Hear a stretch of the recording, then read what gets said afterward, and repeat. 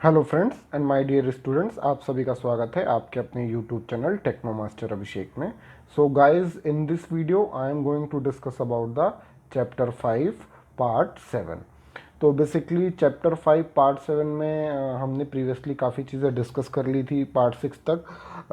अब हम डिस्कस करने वाले हैं स्टूडेंट्स इस पार्ट 7 में मशीन लोडिंग एंड शेड्यूलिंग, जो कि बहुत ही इंपॉर्टेंट भी है। आगे इंडस्ट्रियल भी आप सब्जेक्ट पढ़ेंगे इन थर्ड ईयर, तो आपको मशीन लोडिंग और शेड्यूलिंग उसमें भी मिलेगा।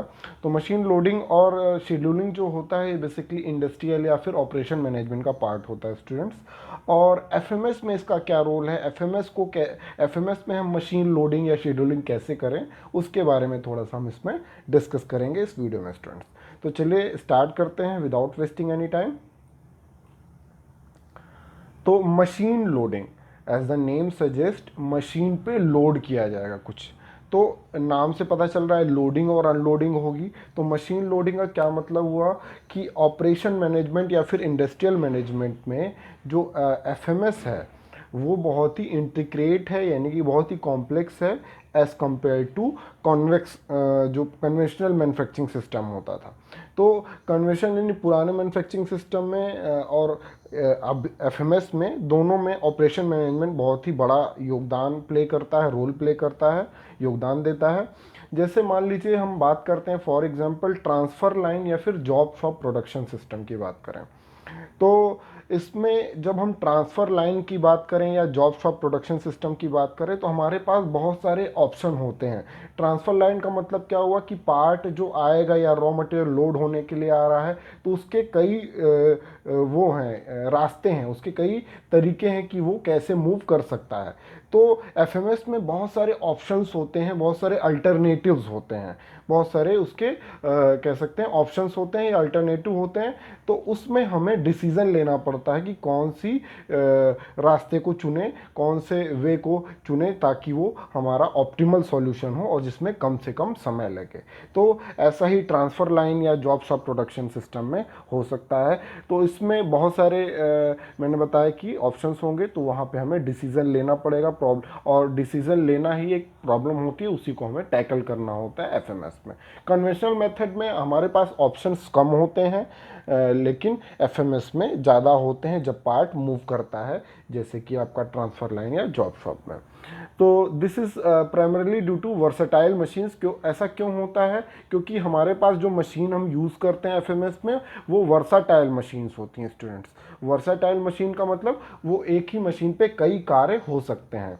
तो which are capable performing a wide range of manufacturing operation, जिसपे बहुत प्रकार के मैन्युफैक्चरिंग ऑपरेशन या प्रक्रम हो सकते हैं, उत्पादन प्रक्रम हो सकते हैं, जिसमें क्विक टूलिंग मतलब टूल तुरंत लगेगा या फिर रिप्लेस होगा, क्विक टूलिंग होगी।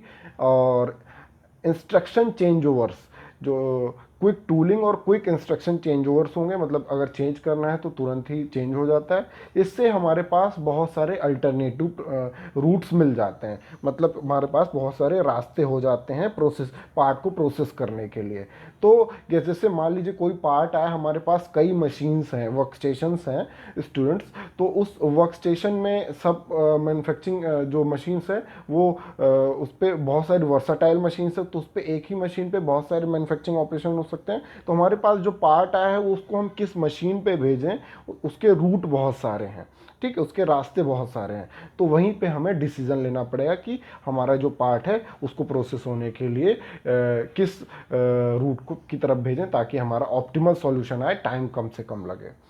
तो ज़्यादातर एफएमएस में क्या होता है students, in most of the FMS part to be machine has to be loaded on a pallet of some kind.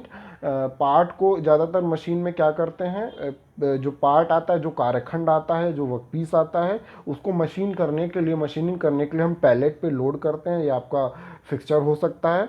और एंड आफ्टर रिक्वायर्ड ऑपरेशन, और जब आपका रिक्वायर्ड ऑपरेशन हो जाता है, उस पर जो प्रक्रम चाहिए होता है वो परफॉर्म हो जाता है, तो उसको हम वहाँ से पैलेट से निकाल देते हैं। It is needed to be taken off from the pallets.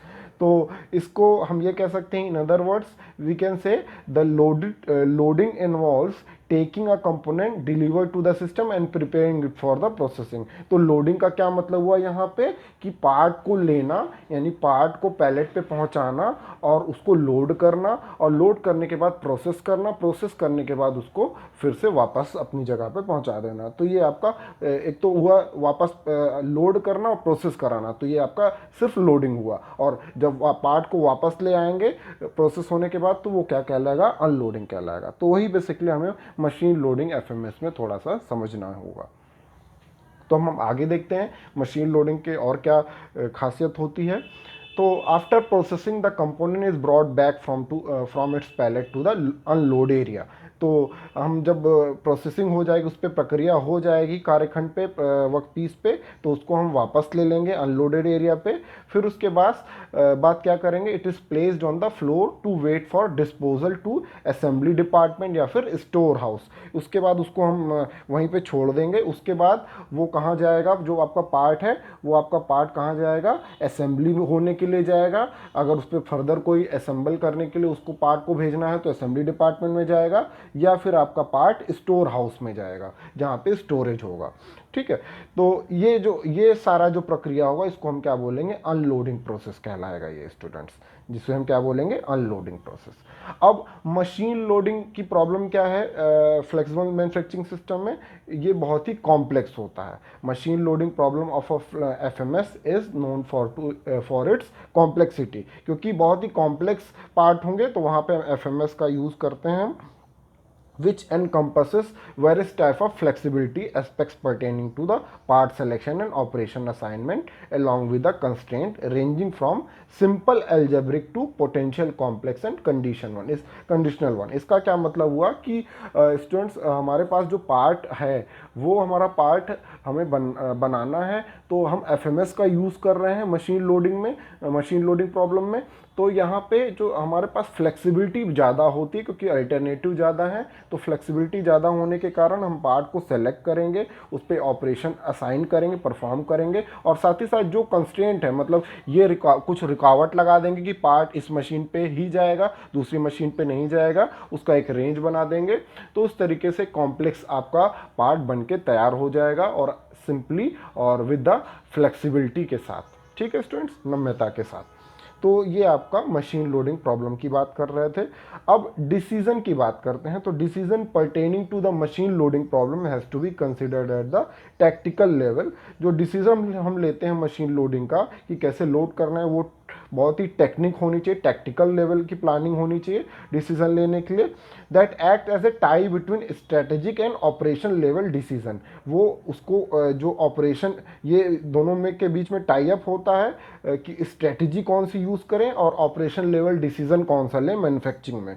तो उसके हिसाब से हम डिसीजन लेंगे मशीन पे लोड करने के लिए। ठीक है students, it receive the input from the preceding decision levels. अब ये जो हम डिसीजन लेते हैं वो पुरानी जो डिसीजन ली गई है उसके आधार पे, उसके बेसिस पे हम डिसीजन लेते हैं कि हमारा ये, हमने पहले ये रूट चुना था तो उसमें कॉम्प्लेक्स पार्ट जल्दी से बन के तैयार हो गया था, तो उस तरीके से हम पुराने जो डिसीजन लिया था उसके हिसाब से हम चल लेंगे। तो उस तरीके से हम प्रिसीडिंग डिसीजन लेवल्स के हिसाब से हम आगे बढ़ते हैं। तो such as part mixes selections, तो पार्ट जो होता है मिश्रण होता है, कई सिलेक्शन उसमें हो सकते हैं। जैसे आपका रिसोर्स ग्रुपिंग हो गया, जो आपका रॉ मटेरियल आ रहा है उसको ग्रुप करना, उसकी ग्रुप टेक्नोलॉजी की मदद से उसको ग्रुप बना देना, उसकी ग्रुपिंग है। या एग्रीगेट प्लानिंग, या फिर transfer to the succeeding decision levels of the resource scheduling and dynamic operation planning and control. तो ये सारा का सारा स्टूडेंट्स इंडस्ट्रियल या फिर प्लानिंग या ऑपरेशन मैनेजमेंट का पार्ट होता है, जिसमें ऑपरेशन लेवल के मैनेजमेंट जो होते हैं वो स्ट्रेटजी और डिसीजन लेते हैं ऑपरेशन लेवल के, ताकि आपकी मैन्युफैक्चरिंग हो सके और उसको प्लानिंग और कंट्रोल के साथ हम अपना मैन्युफैक्चरिंग कर सकें। This is why the FMS loading problem have been rigorously pursued in the recent past. इसीलिए एफएमएस लोडिंग ही यूज़ करते हैं हम रिसेंट पास में कुछ सालों से। इसलिए मशीन लोडिंग एफएमएस में बहुत ही इंपॉर्टेंट हो जाता है कि कॉम्प्लेक्स पार्ट हम आसानी से बना सकते हैं, और साथ ही साथ हमारे पास बहुत सारे अल्टरनेटिव होते हैं। तो ये आपका स्टूडेंट्स था मशीन लोडिंग। अब हम देखते हैं स्टूडेंट्स मशीन लोडिंग के कुछ कह सकते हैं ऑब्जेक्टिव क्या है, उसके ऑब्जेक्टिव जो है डिस्क्राइब किया है। स्टेक 1983 में studied machine loading problems in detail और डिस्क्राइब 6 मेन ऑब्जेक्टिव। उन्होंने क्या किया, मशीन लोडिंग प्रॉब्लम को समझा और 6 मेन उसके ऑब्जेक्टिव निकाले कि उसका ये ऑब्जेक्टिव या इसका ये उद्देश्य होगा। तो फर्स्ट ऑब्जेक्टिव क्या है, balancing the machine processing time. तो जितना पीछे हमने पढ़ा है मशीन लोडिंग में, तो ये उसके ऑब्जेक्टिव निकल के आए। तो पहला क्या है, balancing the machine processing time. तो सबसे पहले हम क्या करेंगे, मशीन का प्रोसेसिंग टाइम बैलेंस करेंगे कि एक पार्ट को बनने में कितना उसमें समय लग रहा है, तो उसको हमें बैलेंस करना पड़ेगा, उसकी बैलेंसिंग देखनी पड़ेगी। ठीक है, फिर उसके बाद minimising the number of movement. तो हम क्या करेंगे, मशीन लोडिंग में कम से कम मूवमेंट हो ये ध्यान में रखेंगे, मिनिमाइज करेंगे उस मूवमेंट को। बैलेंसिंग द वर्कलोड पर machine for a system of groups of a pooled machine of equal size. तो जैसे मान लीजिए कई सारी मशीन हैं एक ही साइज की, तो हम वर्क जो लोड आएगा हर एक मशीन पे उसको हमें बैलेंस करना पड़ेगा, क्योंकि कितने, जैसे मान लीजिए कई सारे हमारे पास लोड आ गए, वर्कलोड आ गया, तो हमारे पास कई सारी मशीन हैं एक ही साइज़ की, तो उस हिसाब से हम वर्क को बांट देंगे अलग अलग डिफरेंट मशीन पे। ये नहीं कि एक ही मशीन पे सारा उसमें क्यू में लगा दिया है। फिर उसके बाद अनबैलेंसिंग द वर्कलोड पर machine for a system of group of pool of unequal size. अगर अनइक्वल साइज की मशीन है तो वहां पे हम अनबैलेंसिंग देखेंगे, लेकिन अगर इक्वल साइज की है तो वहां पे वर्कलोड को बैलेंसिंग बराबर से बांटेंगे। ठीक है, नेक्स्ट ऑब्जेक्टिव है आपका filling the tool magazine as densely as possible. तो जो टूल मैगजीन होती है यहाँ पे, जिसे हम टूल होल्डर बोलते हैं, जैसे एक ड्रम शेप का हो गया, तो उसमें क्या करेंगे, हम टूल को जो फिल करते हैं तो उसमें अधिक से अधिक टूल, जितने भी उसकी कैपेसिटी हो, जितनी उसकी क्षमता हो, उतने टूल हम उसमें फिल करें। ये मशीन लोडिंग की ऑब्जेक्टिव होता है, उद्देश्य होता है। उसके बाद maximising the sum of operation priorities. और जो ऑपरेशन की प्रायोरिटीज़ हैं उसको हमें मैक्सिमाइज करना होता है कि भाई हमें पार्ट जल्दी से बनाना है, क्वालिटेटिव बनाना है, तो उस तरीके से हम उसको मैक्सिमाइज करते हैं। तो ये आपके 6 उद्देश्य, 6 मेन ऑब्जेक्टिव थे मशीन लोडिंग के। तो होप आप लोग को ये मशीन लोडिंग पूरा क्लियरली समझ में आ गया हो। अब हम बात करेंगे स्टूडेंट्स नेक्स्ट वीडियो में, अभी अदरवाइज नेक्स्ट वीडियो में नेक्स्ट टॉपिक स्टार्ट करूँगा तो बहुत ही लेंदी हो जाएगी वीडियो। तो नेक्स्ट हमारा जो टॉपिक होगा स्टूडेंट्स, अभी हमने मशीन लोडिंग पढ़ा, हम शेड्यूलिंग पढ़ेंगे। जैसे मैंने प्रीवियसली बताया आपको शेड्यूलिंग क्या होती है और मशीन लोडिंग, तो दोनों पढ़ना था, लेकिन इसमें अगर मैं शेड्यूलिंग स्टार्ट करूँगा तो बहुत ही लेंदी हो जाएगा इसलिए आज के लिए इतना ही मशीन लोडिंग। अब नेक्स्ट वीडियो में हम शेड्यूलिंग देखेंगे। तो आप लोगों को अगर वीडियो पसंद आई है तो लाइक शेयर सब्सक्राइब करना ना भूलें। साथ ही साथ आप लोगों को अगर कोई क्वेरी है तो आप किसी भी सोशल मीडिया प्लेटफॉर्म पे मुझसे पूछ सकते हैं। और घरों पे रहें, पढ़ाई करते रहें, सुरक्षित रहें students. Thank you for watching my video.